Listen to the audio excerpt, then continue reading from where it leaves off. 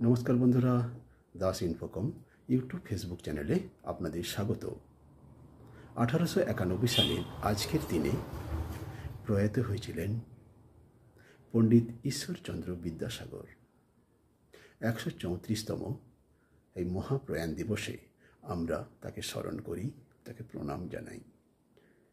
1820 সালের 26শে সেপ্টেম্বর অধুনা পশ্চিম মেদিনীপুর জেলার বীরসিংহ গ্রামে জন্মগ্রহণ করেন এই কিংবদন্তি মহাপুরুষ, লেখক, দার্শনিক, পণ্ডিত, শিক্ষাবিদ, অনুবাদক, প্রকাশক, সমাজ সংস্কারক, মানব হিতৈষী অধ্যক্ষ পণ্ডিত ঈশ্বরচন্দ্র বিদ্যাসাগর মহোদয়।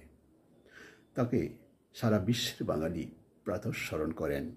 আমরা তাকে শ্রদ্ধাবশত তাঁর জেলা পশ্চিম মেদিনীপুর জেলায় স্থাপন করেছি বিদ্যাসাগর বিশ্ববিদ্যালয়, এবং কলকাতায় বিদ্যাসাগর সেতু তার নামেই উৎসর্গীকৃত। তিনি সর্বকালের সর্বশ্রেষ্ঠ বাঙালি হিসাবেই পূজিত।